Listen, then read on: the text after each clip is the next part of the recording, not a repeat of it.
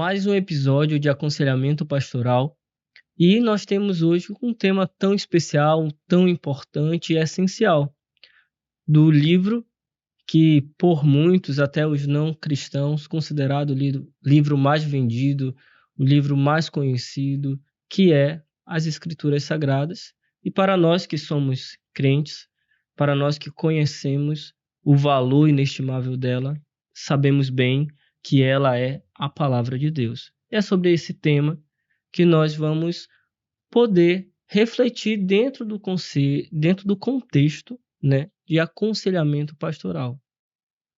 E aí o pastor agora, pastor Jaime Marcelino, vai poder explicar um pouco mais, né, sobre toda a temática e os outros pontos que estão inseridos neste tema.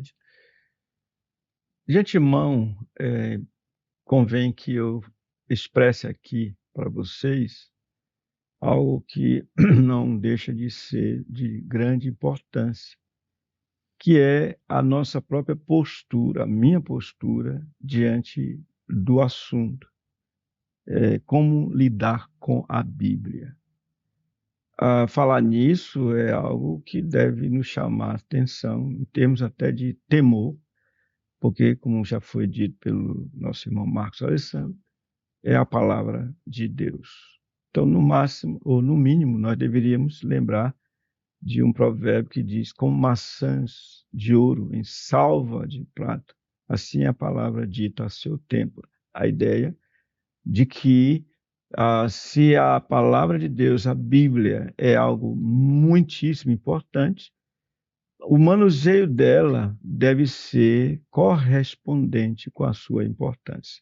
E, para tanto, nós vamos aqui ouvir nosso querido irmão pastor Monteiro, por que não dizer Ubiratã Monteiro, ele vai se apresentar, e também o Marcos Alessandro, que tem algo a dizer acerca de si mesmo, nesse momento em que nós nos preparamos para responder quase que essa pergunta: como lidar com a Bíblia?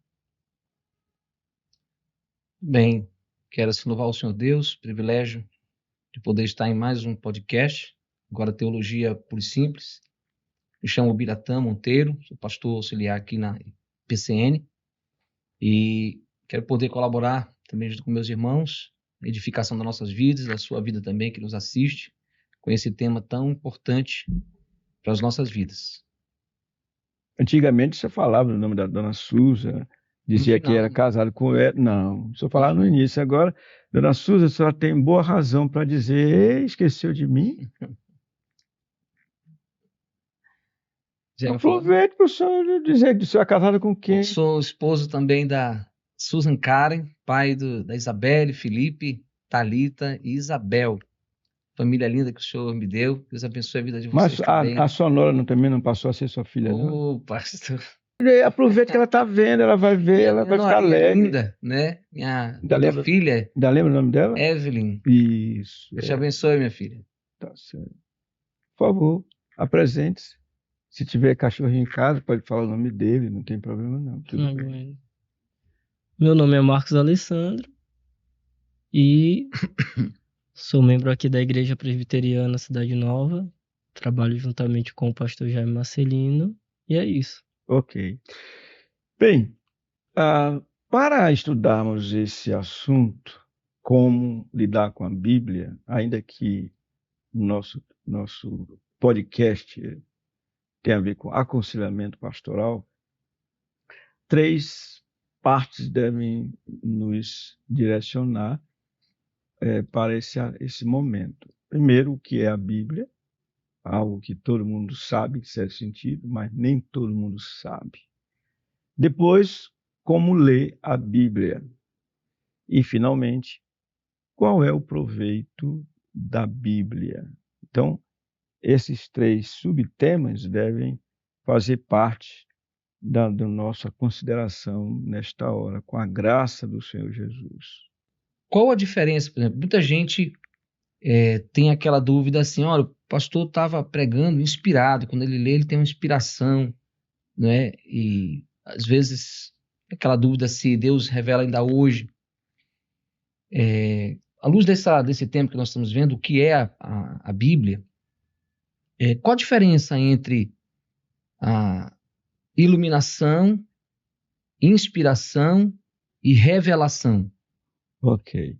3 perguntas. Todas elas têm a ver com a Bíblia, sem dúvida nenhuma.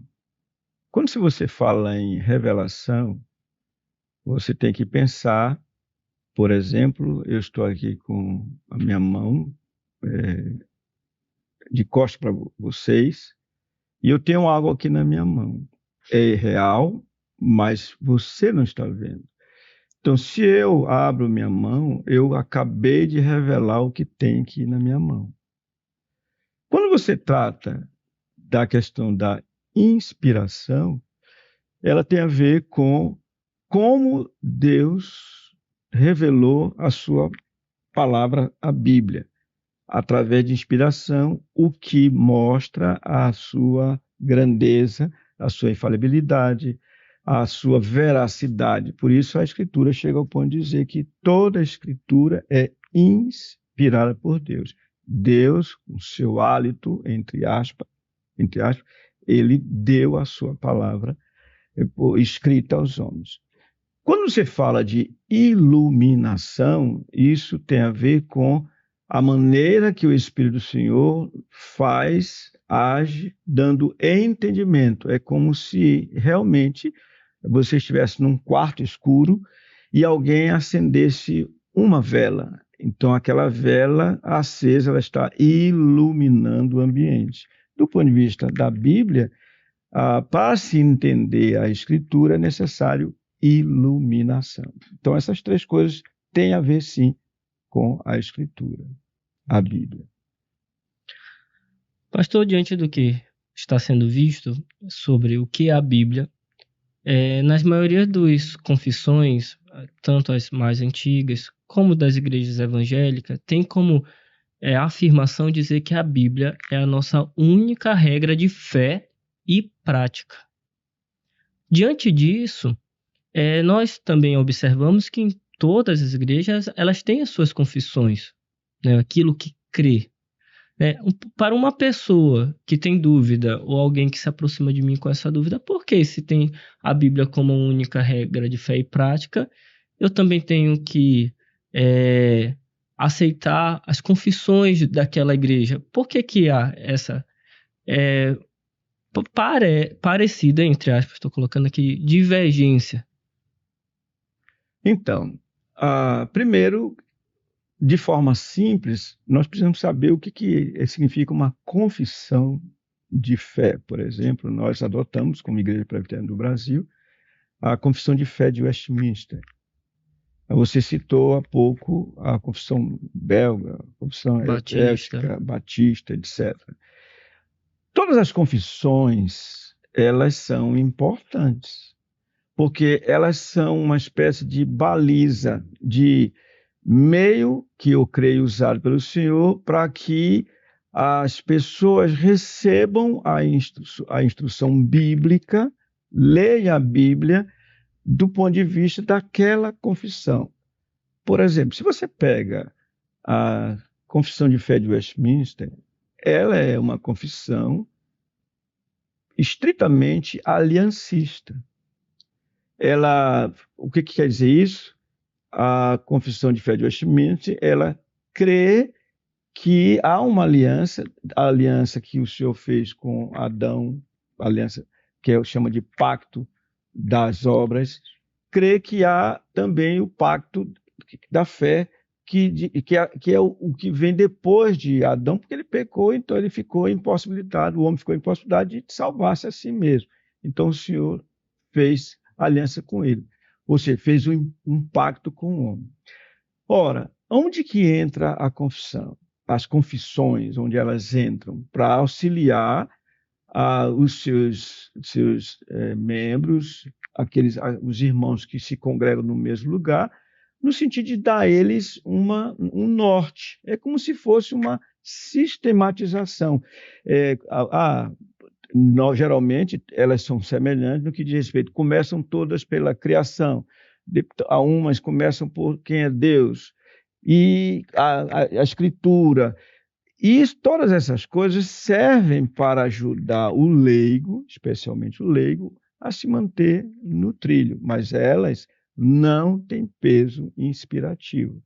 Elas nunca devem ser tomadas como infalíveis, porque infalível é somente a palavra do Senhor.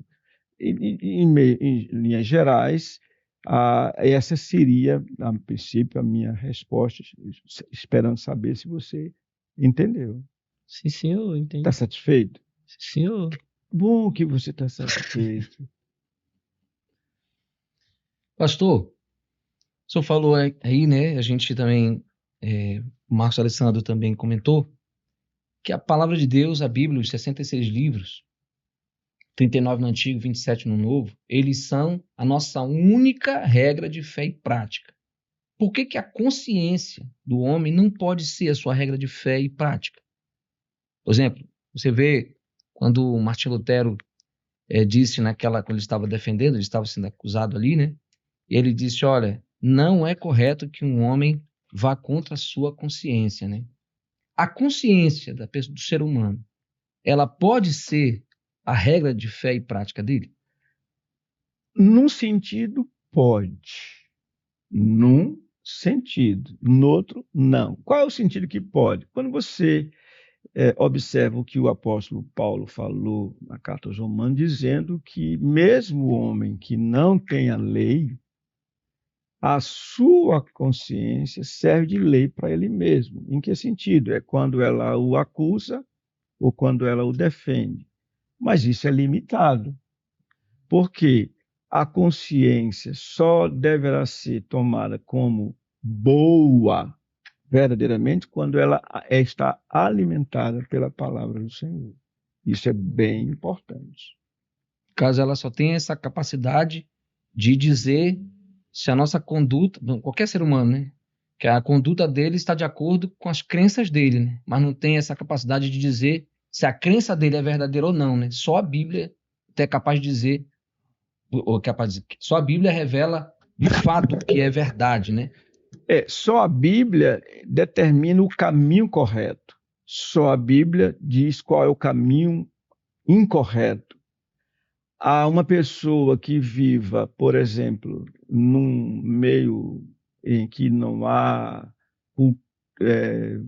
conhecimento intelectual avançado, etc., essa pessoa vai viver de acordo com a sua cultura, mas a cultura não é perfeita.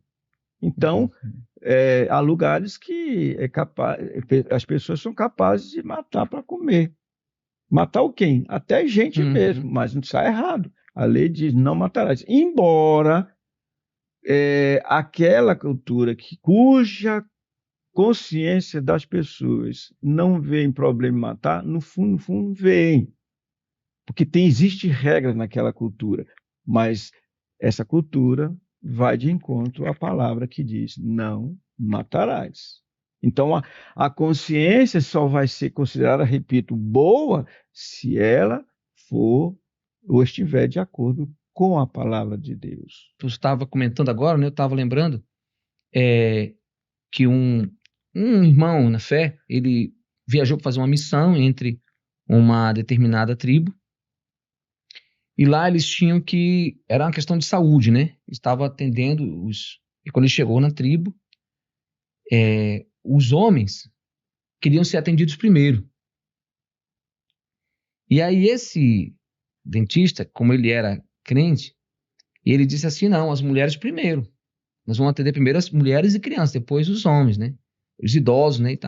E aí os líderes disseram, não, nós vamos ser atendidos primeiro. Ele falou, não, sou médico, nós estamos aqui para atender, nós vamos atender primeiro as crianças e as mulheres. Na consciência, por exemplo, na consciência do líder lá, da tribo, quer dizer, ela dizia que estava errado, né? A consciência dele estava dizendo, olha, está errado, as mulheres têm que ser depois. Porque, ou seja, a consciência dele só tinha esse poder de dizer que a conduta dele estava errada, que aquilo estava errado por causa das crenças dele, né? Mas, por exemplo, a palavra de Deus é que vai dizer se aquela postura dele de querer ser atendido primeiro que a mulher está errado ou se está certo, né? Pior que eu estou a favor dos homens. Hã? É o que o senhor viu. Eu disse, eu estou a favor dos homens, dizendo que eles precisam ser atendidos primeiro, desde que eles estejam querendo ser atendidos para estarem em condições de servir as mulheres e as crianças. Mas só que no caso lá, essa não era essa motivação, né? Pois é. Era a cultura de que elas é que tinham que Sim. esperar, né? O senhor viu que eu dei uma punhetadazinha nos homens? Entendi. Pastor, algumas valores que estão e pertencem apenas às escrituras, por exemplo, aí, quando se fala de infalibilidade, ou seja, a Bíblia ela é infalível, ela é inerrante, ela não tem erros, ela é autoridade, né? Inclusive, o que está sendo falado agora, essa questão da autoridade das escrituras, nós podemos perceber que é uma dificuldade ainda presente na igreja nos nossos dias, né? E como lidar, então, com irmãos que mesmo seja nas exortações, pelas pregações, mas você percebe que tem irmãos que congregam, mas quando se trata de submeter a autoridade das escrituras, você vê que há um descompasso ainda bem grande na igreja. Como a liderança da igreja, quando percebe certas coisas, ela deve lidar com irmãos que não estão submetendo a autoridade das escrituras? Ok, você citou alguns vocábulos relacionados com a escritura. Você falou de autoridade. O que é isso? A Bíblia é a palavra, a única palavra inicial e final quanto à conduta do homem, quanto a quem é o homem, quanto à maneira de o homem ser salvo. Ela é autoridade. Você falou também de infalibilidade. Claro, a Bíblia não tem possibilidade de ter erro. De falhar. Infalibilidade. Inerrante e de falhar, porque são coisas. Quando alguém ataca a autoridade da Bíblia, segundo você está trazendo, ou ataca a inerrância da Bíblia, ou ataca a falibilidade da Bíblia, ou infalibilidade da Bíblia, o problema maior é outro, me parece. Alguém chamou minha atenção para isso, de respeito à suficiência da Bíblia. A Bíblia é suficiente em matéria de conduta, em matéria de fé, em matéria do viver humano. Não há nada que possa substituir a Bíblia. Logo, ela é suficiente. Então, o que fazer para que alguém que não quer se submeter à Escritura na igreja, como fazer? A pessoa tem que ser convencida disso. E que é uma questão seríssima, porque a submissão à palavra de Deus depende do próprio Deus. Aí entra uma outra questão. Quando Deus dá entendimento, quando o Senhor revela a si mesmo a pessoa, então vem o temor por ele, porque conhece a ele. A solução será pela própria palavra. Esperamos que o Senhor dê às pessoas que estão aí lutando contra a Escritura, se convençam e se deixem conduzir pela palavra. Pastor, agora teve uma pergunta diante desse contexto, porque essa questão de submeter a palavra, eu imagino que não há homem que escape disso. Todos nós, de vez em quando, somos surpreendidos por realmente fugirmos dessa submissão às escrituras. Mas em contexto assim bem prático, por exemplo, numa família, onde a mulher, que o homem é o provedor da casa, vendo segundo as escrituras, a mulher na casa, mas, no entanto, o marido, ele não dispensa a ela aquilo que a escritura coloca. Até foi visto nos últimos podcasts, vendo ela como a parte mais frágil, sustentando ela, seja emocionalmente, seja na questão financeira, porque o que ele provém é para o lar, é deles, mas ela vê que ele não trata assim, sendo crente. Ele não trata assim, ele não dá a ela o que é aquilo que o Senhor nos ensina que é devido a ela. Numa mulher numa situação dessa, um exemplo, como ela deve agir? Então, você acaba de fazer uma pergunta relacionando um homem, marido, casado, que é crente. Você está dizendo assim, eu estou tomando por isso, que é crente, mas ele não leva em consideração a sua mulher como parte mais frágil e não dispensa a sua mulher, a sua esposa, o que é devido a ela. E como fazer nesse caso? Como reagir? Como ela deve agir? Bem, aquilo que nós já temos considerado, a palavra vem, mulheres, sede vós igualmente submissas a vosso marido, o próprio marido, para que, diz assim, se ele não obedece à palavra, seja ganho sem palavra alguma. Isso já nos remete para uma questão bem prática. Essa mulher precisa, como crente que crer, entender que seu marido só vai obedecer à palavra e, consequentemente, ele só vai tratá-la de modo correto se ele receber iluminação. Se o Senhor der entendimento a ele, olha, e o entendimento vai ser assim, seja homem, aí ele vai cair na real. Opa, eu sou homem, sou casado, então eu tenho que cuidar da minha esposa.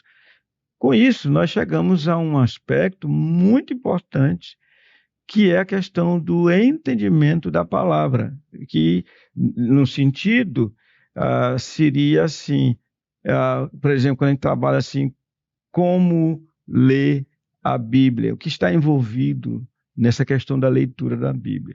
Mas, de forma mais simples, para não delongar, essa mulher precisa orar, pedir a misericórdia do Senhor para a vida do seu marido, para que ele verdadeiramente se converta ao Senhor. E então vai agir como homem, que eu disse agora, seja homem, ele vai ser o marido, de fato, dessa mulher. Sim, senhor. Pastor, como nós podemos observar, sei que não dá para nós entrarmos em todos os pormenores, o tempo é curto, né, do que é a Bíblia. Mas podemos considerá-la que ela é a palavra de Deus. E observando isso, a Bíblia é a palavra de Deus. Deve nos causar temor. Porque eu lembro que desde criança eu escuto bem assim, olha, você fala com Deus orando e você ouve a Deus lendo a Bíblia. Isso marcou muito a minha infância. E então, como nós, quando pensarmos ler a Bíblia, devemos considerar associado a este temor? Como uma pessoa, ela, quando lê a Bíblia, deve temer, ter medo? Como é essa relação na leitura da Bíblia com o envolvimento do temor do Senhor? Bem, à medida que você falava isso, eu estava sendo levado para Isaías 66, que diz assim, são 2 versículos, 1 e 2. Assim diz o Senhor, o céu é o meu trono e a terra o estrado dos meus pés. Que casa me edificareis vós? E qual é o lugar do meu repouso? Porque a minha mão fez todas estas coisas e todas vieram a existir, diz o Senhor. Mas o homem para quem olharei é este, o aflito e abatido de espírito e que treme da minha palavra. Então, quando você diz, você pergunta qual a relação da Bíblia com o temor do Senhor, em que aspecto é esse temor do Senhor em relação à Bíblia?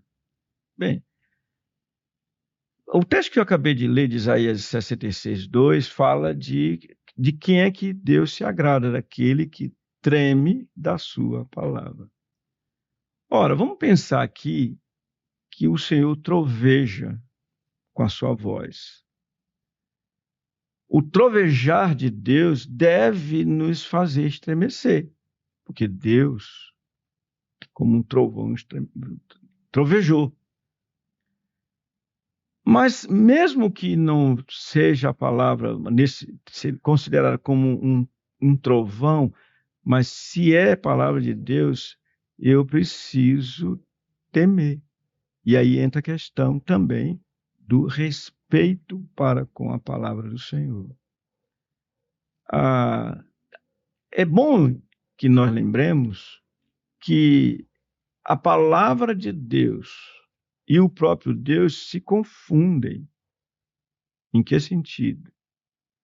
O Senhor Jesus disse: eu sou o caminho e a verdade. E a Bíblia, esse que diz que é a verdade, é o que foi chamado de Logos, a palavra, o hálito de Deus. Então, se a palavra de Deus é a sua vontade expressada, então é importante temer a palavra do Senhor. E somente eu e vocês vamos nos curvar diante da palavra do Senhor se nós crermos que a Bíblia é a palavra de Deus. Certamente que só assim. Pastor, aproveitando ainda a sua explicação, por exemplo, eu já tive pessoas que eu pude lidar e apresentou, assim, quase que eu vou dizer, quero ler a Bíblia, eu quero conhecer mais de Deus, mas quando eu leio a Bíblia eu não entendo nada, eu me sinto incapaz de ler, eu não consigo entender. Então, como eu posso ajudar uma pessoa instruindo alguém que chegue com esse sentimento comigo? Uma coisa é não entender nada da Bíblia. Outra coisa é não entender tantas coisas da Bíblia. A Bíblia é um livro fácil, mas ao mesmo tempo é um livro difícil. O apóstolo Pedro disse, aliás, falou de Paulo, dizendo assim, que Paulo, segundo a sabedoria que Deus lhe deu, ele dizia coisas difíceis de se entender. Então, aí está a Bíblia com as dificuldades. Mas, ela, ao mesmo tempo, ela é fácil. Quem é que não vai, por exemplo, do ponto de vista intelectual, compreender João 3,16? Porque Deus amou ao mundo de tal maneira que deu o seu Filho unigênito, para que todo que nele crê não pereça, mas tenha vida eterna. Intelectualmente falando, todo mundo entende. Você pega uma criança, vai ensinando a criança a palavra do Senhor, ela vai, do ponto de vista intelectual, vai entender, ela vai ler, aprender a ler, ela vai memorizar, ela vai até chegar ao ponto de meditar, mas falta um elemento, que é o entendimento que vem do Senhor. Então, para uma pessoa que diz, olha, eu não entendo a Escritura, primeiro, antes de tudo, o que precisamos é dizer, Senhor, dá a ele entendimento. Aliás, no Salmo 119, várias vezes o salmista diz, dá-me entendimento. Várias vezes, a ideia está lá. E o apóstolo Paulo, falando a Timóteo, diz, olha, pondera nestas coisas que acabo de dizer, porque o Senhor te dará compreensão em todas elas. Então, essa compreensão, esse entendimento vem do Senhor. É o Espírito do Senhor que ilumina as mentes e corações. Isso que é falado, por exemplo, no meio acadêmico, né? Sobre a perspicuidade da Escritura, ou seja, que aquilo que está claro para a salvação, aquilo que diz respeito à salvação está claro para qualquer pessoa, ou seja, tem coisas difíceis de se entender na Bíblia, mas que muitas delas não são fundamentais para a salvação de uma pessoa. Você saber se Deus pré-ordenou todas as coisas na eternidade, um exemplo. E saber como o senhor leu agora, João 3,16, né? Porque Deus amou o mundo de tal maneira, né? Que deu seu Filho unigênito para que todo aquele que nele crê não pereça, mas tenha vida eterna. está claro, né? Sobre ordenação, sobre predestinação, já é talvez mais difícil para a pessoa compreender. É isso que é chamado, então, a perspicuidade da Escritura. Por exemplo, o Salmo 19 diz assim, que Vou ela pegar dá... ele. Vai ficar certo que eu vou lhe pegar. Comece a dizer o seguinte, pastor, por favor. Não, porque aí já aproveita, porque eu estou falando de propósito no sentido assim, Hum. de que como o Marcos está falando, né? As pessoas, olha, tem coisa que é difícil, a gente não sabe, a pessoa tem que estudar teologia para saber a Bíblia. Não. Aí, por exemplo, explicar termos que de repente que a gente usa, explicar o ouvinte. Então, faz uma fineza para Pergunte para mim, mim e para os irmãos, para o povo. O que é perspicuidade? Eu não sei nem pronunciar. Pois é, seria essa, que aquilo que é fundamental para a salvação, que é importante para salvar uma pessoa, está claro nas Escrituras, é perspícuo, é claro. Tá limpo. De novo, isso é meia verdade, eu diria isso. Por quê? Apesar de eu ter falado de João 3,16, mas eu falei bem aqui do ponto de vista intelectual. Deus amou. Do ponto de vista intelectual, eu compreendo isso. Mas o entendimento espiritual vai me levar, na prática, a dizer, ele me amou, eu também amo. Entendimento que salva mesmo, que vai salvar, né? Não. Entendimento salvífico, vamos dizer assim. Que é a compreensão, né? Exato. Assim como Lídia, Paulo pregava, o Senhor abriu o seu coração para compreender as coisas que Paulo dizia. Isso. É nesse sentido que o Salmo 19, então, quando ele diz que a lei do Senhor é perfeita, ela dá sabedoria aos simples, né? Mas o mesmo salmista diz, dá-me entendimento. E é nesse contexto mesmo, pastor, que de João 3,16, que a gente pode lembrar que Nicodemos, o Senhor Jesus fala, tu és mestre de Israel e não compreende essas coisas, ele estava falando que para nós é coisas simples de compreender, né? Isso, mas tinha que ter revelação. Mas como ele não tinha entendimento específico... Não tinha nascido de novo, ainda não podia compreender. Isso. Pastor, pegue leve, pastor Biratã. Pastor, Lamentações, capítulo 1, versículo 18, ele diz assim, justo é o Senhor, pois me rebelei contra a sua palavra. Ouvi todos os povos, e vede a minha dor. As minhas virgens e os meus jovens foram levados para o cativeiro. Verso 20 diz, olha, Senhor, porque estou angustiada, turbada está a minha alma, o meu coração transtornado dentro de mim, porque gravemente me rebelei, né, contra a palavra de Deus. Né? À luz desse texto, é correto dizer que quando se fala que a Bíblia tem que ser lida com temor, com reverência, né, porque ela interage com o leitor? Nesse sentido, por exemplo, eles sabiam da palavra e tudo mais, mas se rebelaram contra essa palavra. A ação deles contra ela foi uma, e a reação dessa palavra também foi uma, né? No sentido aqui, ele passou a tornar-se... O povo foi levado ao cativeiro, né? Que Jeremias está lamentando isso. A nação foi levada para o cativeiro por causa da reação deles em relação à palavra. Ok. Primeiro, é bom que a gente lembre que quando você usou a palavra na leitura do texto, a expressão no feminino. Querem dizer que como igreja, como nação se rebelaram. E a rebelação tem preço, tem resultado. Eles foram para o cativeiro porque Deus, na sua fidelidade, tinha dito que se eles se rebelassem, eles teriam esse fim. E eles foram. Mas, mesmo assim, o Senhor mandou para os cativeiros para o bem deles, para o bem daqueles que eram verdadeiramente crentes. E assim, eu estou citando esse texto aqui porque a gente está falando sobre essa questão de ler com temor, né? A palavra de Deus. Ter temor ao ler essa palavra, ao considerar essa palavra. Porque, por exemplo, aqui você vê Jeremias falando em nome da nação, né, se sentindo parte da nação, dizendo, olha, estou angustiado, nós fomos para o cativeiro porque nos rebelamos contra essa palavra. Sim. Lá em Neemias, você já vai ver uma postura e a expressão do povo, quando eles pedem, chamam Esdras para ler a lei, e quando Esdras abre a escritura, né, o rolo, o povo se põe em pé, em reverência à palavra. Diz o texto que eles têm os olhos fitos na leitura da lei, E quando Esdras bendisse ao Senhor, antes de ler, eles se prostram, rosto em terra, levantam as mãos e adorando o Senhor, né? Ou seja, porque eles estavam voltando do cativeiro, né? Então, antes essa reação que eles tinham, a falta de honra, a falta de temor, né? Dessa reverência para com a palavra, os levou para o cativeiro, né? A essa rebelião. E agora que eles sentem isso, viveram isso, foram disciplinados pelo Senhor, eles têm essa outra postura.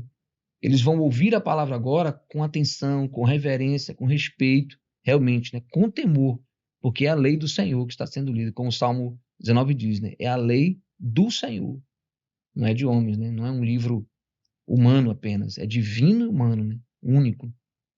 Então, por que que eles agora estavam lendo com temor? Porque havia reverência diante da palavra, porque eles foram disciplinados com fim proveitoso.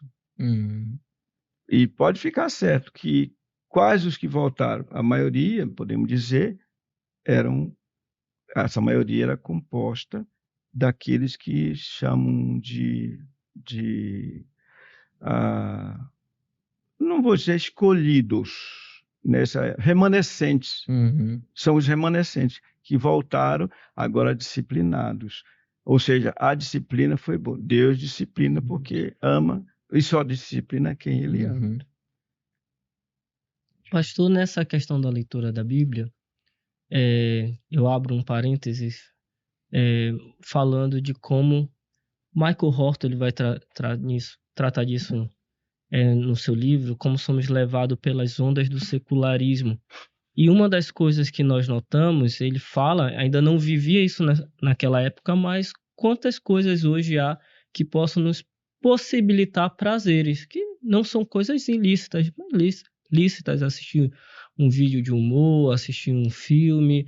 E hoje nós temos diversas shorts para todo lugar, em qualquer mídia que você vai. Entretenimento de filmes e séries são inúmeros hoje. Você pode...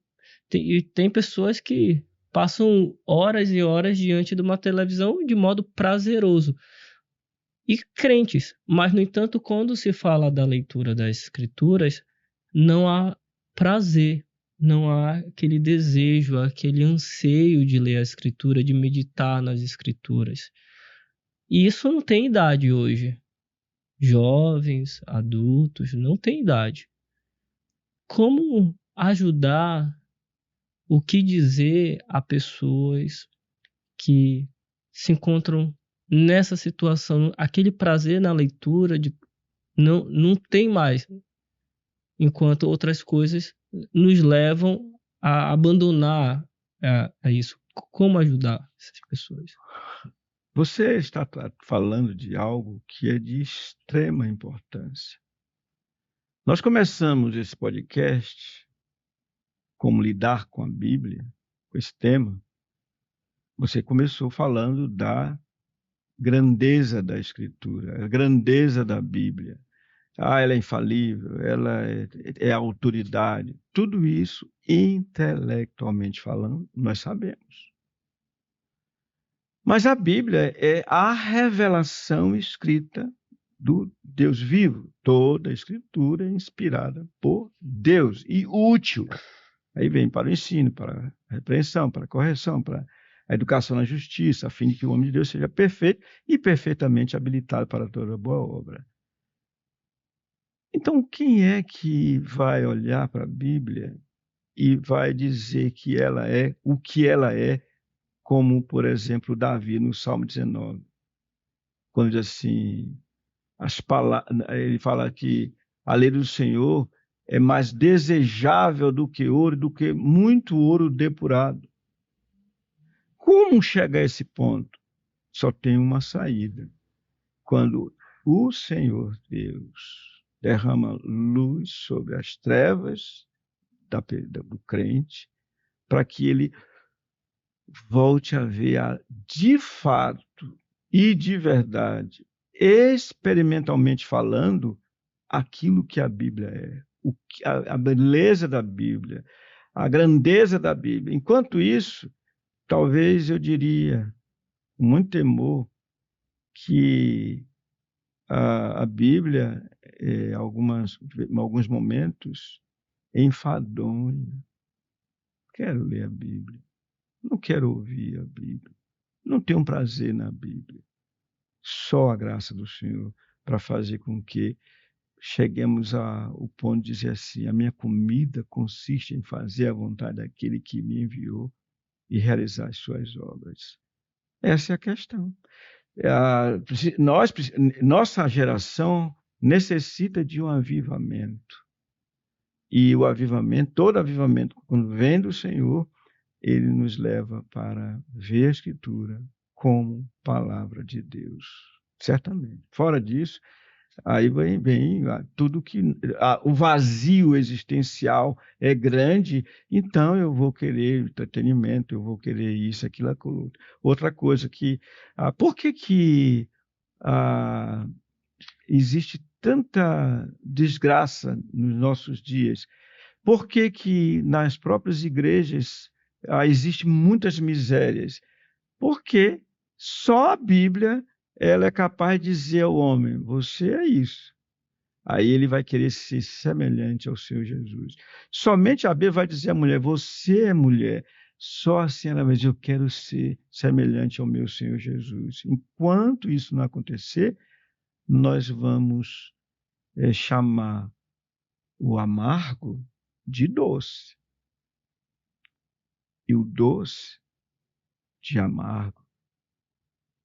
Pastor, isso tem, o Marcos trouxe agora, né? Isso tem também a ver com o primeiro mandamento, né? Amar a Deus sobre todas as coisas, porque assim, a Escritura ela revela também a hipocrisia do ser humano, a hipocrisia do próprio crente, muitas vezes, né? Que quando nós amamos o Senhor, eu sou de Jesus, mas como o Marcos falou, às vezes não tem, não é o caso da pessoa que perguntou se como eu ler, né? Mas a pessoa que sabe e não lê, e não tem esse prazer, como Davi falou. E Jesus diz assim, né? Aqueles que me amam guardam, né? Aquele que não me ama não guarda, no sentido, não tem essa reverência, esse respeito. Então, assim, tem muito a ver com essa questão também, por exemplo, é um reflexo do primeiro mandamento, no sentido de falta de... Você não ama o Senhor. Eu estava me lembrando, como o Marcos estava falando, de um senhor, dentro de um ramal, eles faziam carvão. E a maioria das pessoas estavam com carvão lá. E ele estava fazendo um ponto de pregação lá, um local que era justamente uma cabana desse senhor. Ele tinha uns 70 anos, mas por causa do trabalho, né, era bem já baqueado. E quando um dia ele entregou a vida a Cristo. Ele orou, pediu, e oramos com ele, entregou a vida a Jesus Cristo. Com assim uma questão de 2 meses, 1 mês mais ou menos, ele ganhou uma Bíblia e ele tinha um óculos amarrado com elástico, assim, um óculos muito quebrado. E as pessoas chegaram comigo e disseram: pastor, o senhor lá, rapaz, é impressionante, a gente passa pelos lugares que eles queimavam carvão, parecia uns iglu, né? E tinha uns que não tava com carvão dentro. E ele era cearense, branco assim, só que ele todo preto de carvão, o pessoal dizia.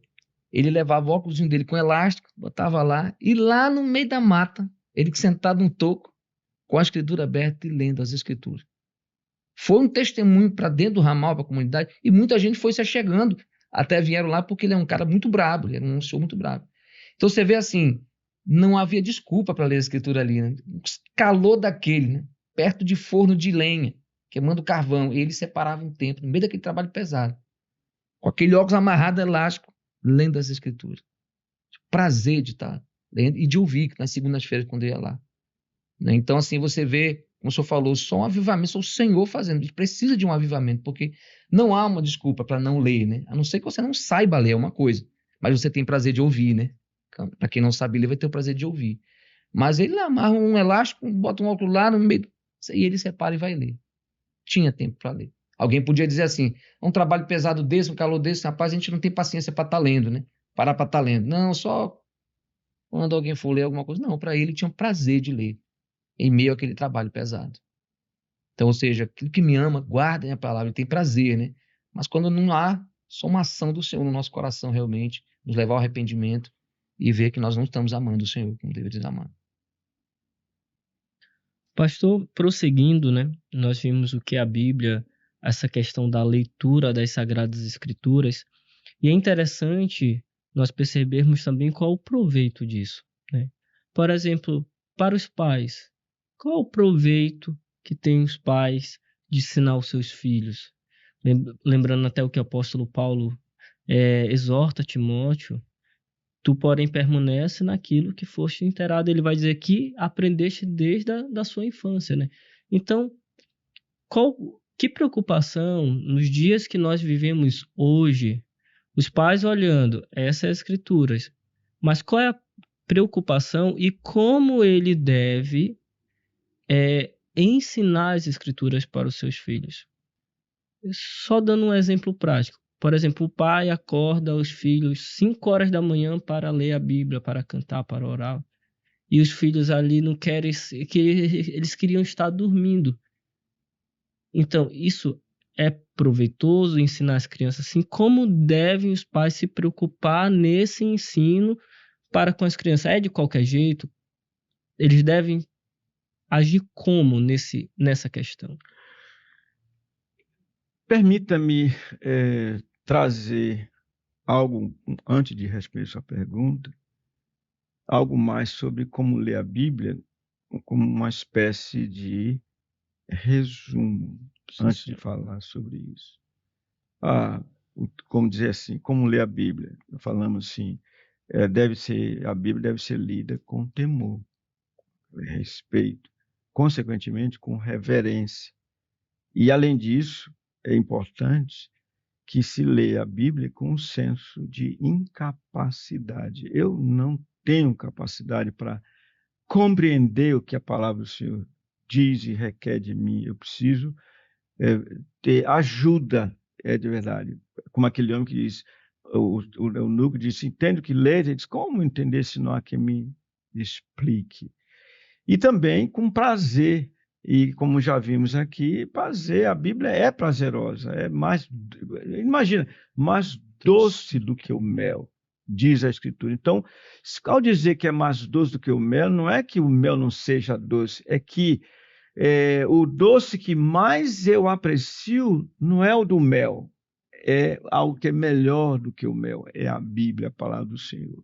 Então, você aí pergunta sobre como lidar com essa questão no sentido de trazer bom proveito da Escritura. Aí você falou, os pais, como ele deve agir para ensinar seus filhos.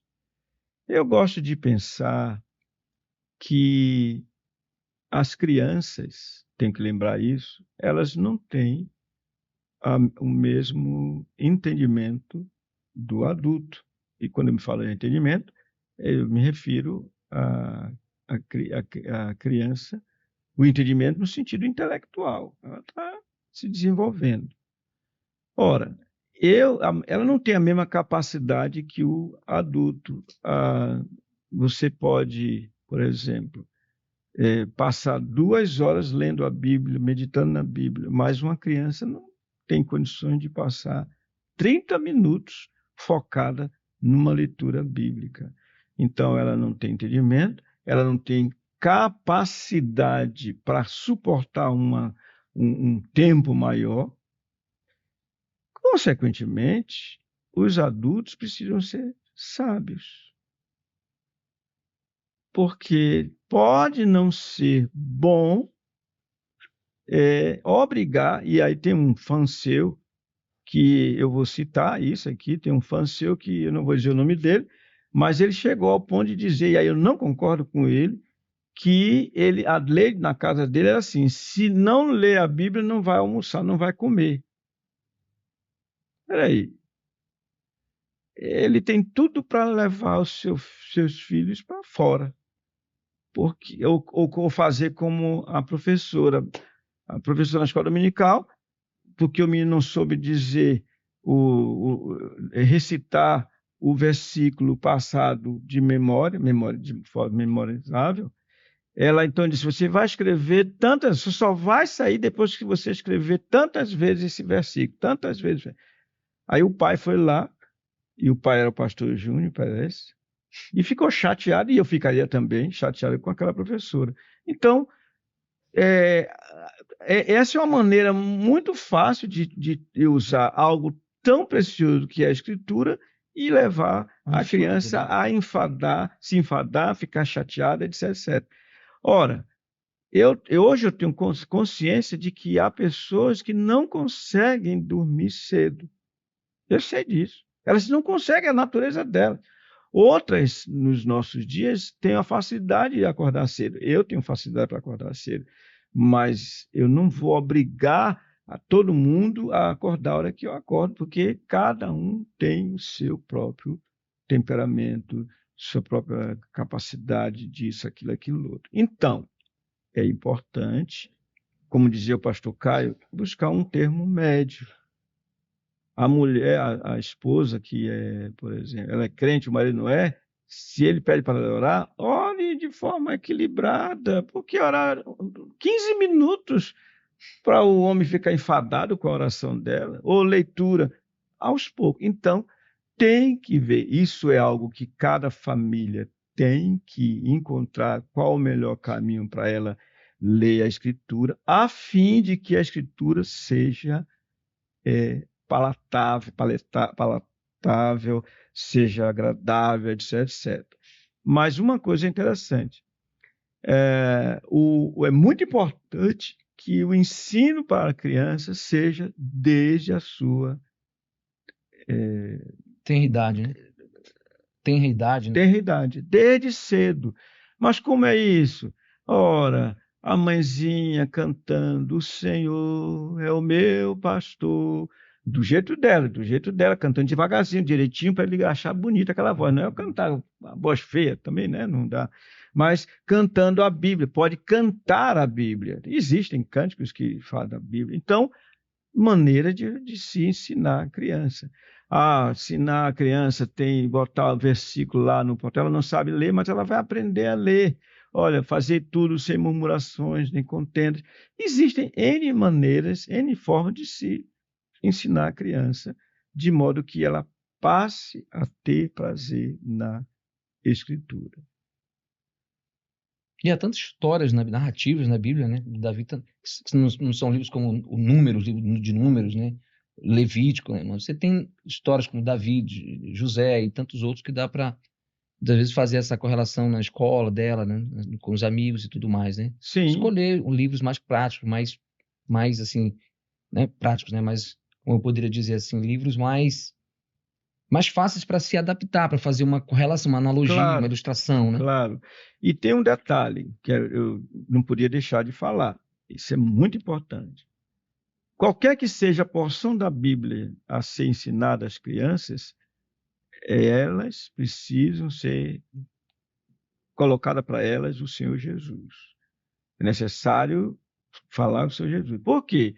Como Timóteo ouviu de Paulo, sabes as Sagradas Letras, desde a infância sabe as Sagradas Letras, que podem tornar-te sábio para a salvação pela fé em Cristo Jesus. Então, tem que fazer todo o possível, pela graça do Senhor, para levar o Senhor Jesus às pessoas, sejam crianças, sejam adultas. E pastor, falando acerca dessa que o senhor já pouco iniciou, a centralidade, a sabedoria que está em Cristo Jesus, nós podemos destacar, eu lembro que o senhor falou, o seu fã, ele diz assim, os puritanos, eles buscavam em todas as escrituras ali observar onde está Cristo aqui nesse texto, né? E acho muito interessante, quando eu tive a primeira Bíblia de Genebra, tem lá Cristo em Gênesis, né? Cristo em Êxodo, Cristo em Levítico. E qual a importância disso para alguém que lê a Escritura, pensar dessa centralidade do Senhor Jesus em cada texto? Em que sentido isso pode forjar até mesmo o caráter do crente, porque o texto leu diz para tornar-te sábio, né? Essa é a pergunta. Então, já está respondida a pergunta. De Gênesis a Apocalipse, nós vemos falar do Senhor Jesus. De Gênesis a Apocalipse. Você pega Gênesis, logo de início, no princípio criou Deus os céus e a terra.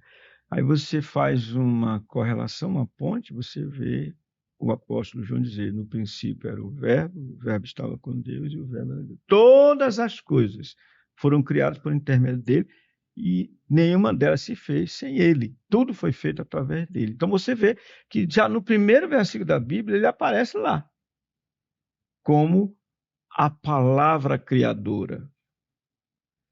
Isso é um aspecto. Quando se vai olhando para a Escritura, desde Gênesis até chegar à vinda dele, quem vem é um homem de carne e osso. Emanuel, Deus conosco. E ele vem para salvar, e ele vem para santificar, e essa santificação tem a ver com ser parecido com ele. Então, é de extrema importância ver a Escritura como cristocêntrica, como tudo centrada no Senhor Jesus, o Filho de Deus vivo, que veio para salvar o seu povo dos seus pecados, mas também veio para dizer assim, eu vos dei exemplo para que vocês façam como eu, que sendo mestre e senhor, façam também. Pastor, falou sobre como ler a Bíblia, né? Com temor, com reverência. Mas também poderia acrescentar também fé, né? Ler as Escrituras com fé, né? Ler confiando nas suas promessas, né? Eu estava aqui lembrando uma cena assim que ficou muito marcada para a gente, como família, né? Estávamos levantando as paredes da primeira congregação lá em Rio Preto. E quando terminamos, o Felipe era pequenininho, ele via, tá? Acompanhava lá perto do carrinho de mão, batendo massa e tal. E a gente terminou e ficamos na casa de um irmão. E aí, na hora que a gente estava na mesa, ele disse assim: papai, e cadê as telhas para cobrir a igreja? Né? Não tinha, né? Aí eu disse: meu filho, agora nós vamos orar para Deus providenciar as telhas. Aí ele: eu falei: Aí ele botou a mãozinha assim e começou a orar na mesa. Orou: papai do céu, né? Dá as telhas para a gente botar na igreja. Quando ele terminou, que a gente disse: em nome de Jesus, né? Aí a gente disse: amém. Aí ele disse: cadê, papai? Aí falou assim: já, papai, cadê as telhas? Esse meu filho, calma, agora vamos esperar papai do céu mandar. Mas ele cria. E uma outra situação foi que minha esposa ficou sozinha em casa com a cunhada dela e ele. E eu estava em Manaus. E daqui a pouco minha esposa me liga que o ladrão estava em cima do telhado tentando entrar na casa. E aí a minha esposa disse assim: amor, a gente desesperada, né? Eu peguei, ela era pequenininha, a cunhada dela era bem mais alta que ela. Ela pegou uma faca de mesa, de ponta redonda, e uma faca grande, e a outra que era maior do que ela com uma faca de manteiga, assim. E quando a gente estava aqui, cada um com uma faca, aquela olhou para o Felipe estava orando. Estava orando. Assim, e a gente lembra dessas coisas, fiquei marcado, porque essa questão de contar as historiazinhas, né, e aplicá-las, né? Trazer realmente para eles, contavam as coisas da escola, a gente falava: olha, meu filho faz isso e tal. E eles acreditavam mesmo, né? Que se orasse, Deus podia fazer, né? E na hora do aperreio, as duas foram para as facas, né? Pegaram as facas, o ladrão querendo pular lá cima, e ele já está com a mãozinha orando lá no meio, né, dela, né? Então, assim, a importância de ler as Escrituras com fé, crendo que o Senhor, com o Salmo 19, ele dizendo, né? Ele nos convida a crer, né? Ela é pura, ela é verdadeira, ela é justa, ela é fiel, ela restaura a alma, né? Ela restaura a alma, ela dá sabedoria aos simples. Crer nisso, né? Você lê crendo que Deus pode fazer essas coisas. E ele diz a grande recompensa, né? O senhor trouxe a ilustração, ainda bem que as duas mulheres não estão ouvindo. Dos três, o Felipe era o único crente, né, que lançou mão da arma espiritual, oração, e as outras carnais, né? E Felipe segurou o ladrão lá em cima, não sei se foi pela fé, mas isso é só para brincar com o pastor, com a ilustração, porque toda ilustração tem sua limitação, né? Sem dúvida nenhuma. Mas as crianças, elas creem, elas acreditam no que você diz. Olha, o Papai do Céu vai fazer chegar até nós alimento. E elas esperam o alimento. Elas elocubram menos, elas simples, né, na questionam sua fé. menos. É simples. Os adultos nem tanto.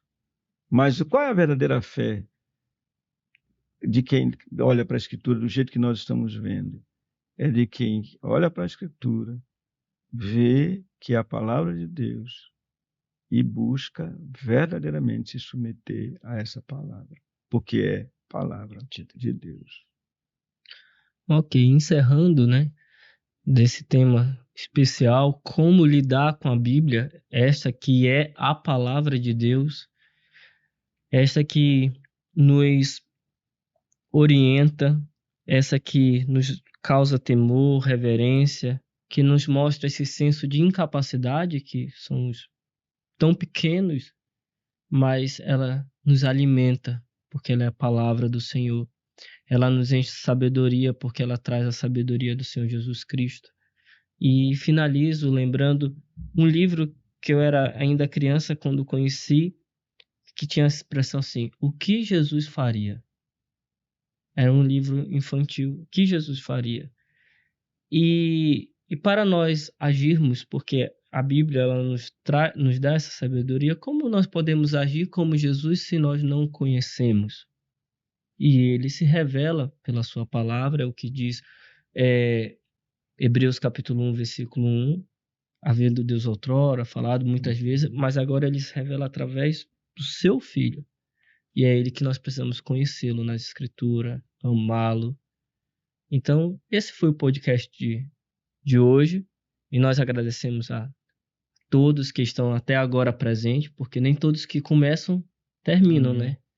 Então, que estão presentes, que estão ouvindo, e não deixe de curtir, compartilhar, de levar para outras pessoas aquilo que foi de bom neste momento, neste encontro. Né? Agora termino com o pastor Bratão Monteiro e, por fim, o pastor Jair Marcelino com as suas palavras finais.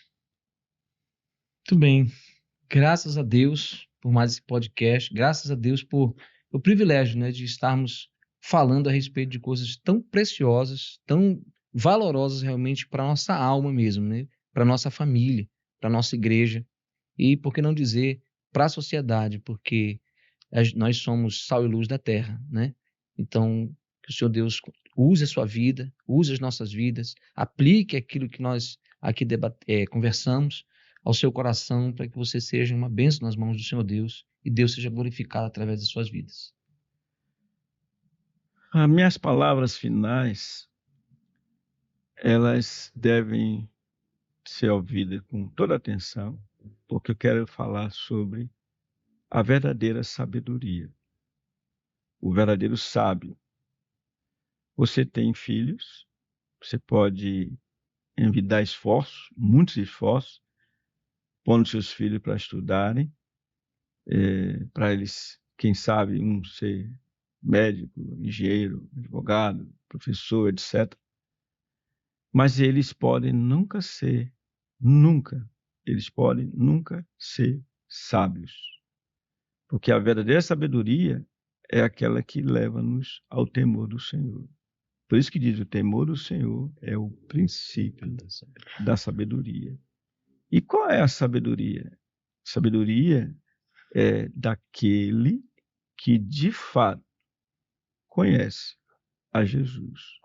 Por isso a Escritura diz assim, que as sagradas letras podem tornar-te sábio para a salvação.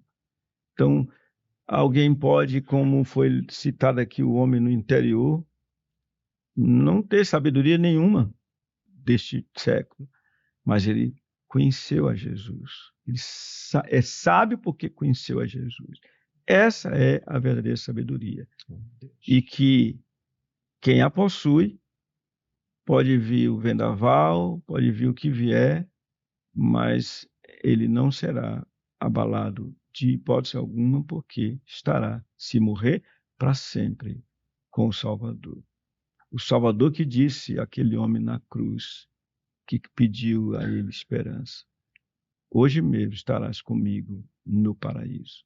Que o Senhor nos abençoe, nos enche da sua graça, para que sejamos amantes da santa palavra do Senhor. Aleluia. E aqui nossa gratidão aos senhores, o senhor Marcos Alessandro, o senhor Biratã Monteiro, pastor. O senhor chama ele de que ele não vai chamar não, agora não, falando assim não.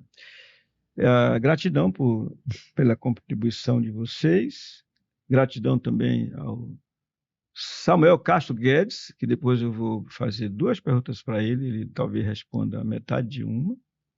Samuel Castro Guedes, gratidão por estar aí. Debaixo desse fiozinho deve ter sido bem interessante a experiência. Também ao nosso irmão Igson Luiz, nossa gratidão. Também gratidão ao nosso irmão Tiago Correia, que aguentou firme, não correu até agora, ficou firme na sua posição. E que o Senhor nos conceda a graça de termos novos episódios, tanto do podcast Aconselhamento Pastoral, quanto do outro que ainda vamos dar continuidade, Teologia Pura e Simples. Pastor Biratã Monteiro. Até lá, irmãos, com a graça do Senhor Jesus.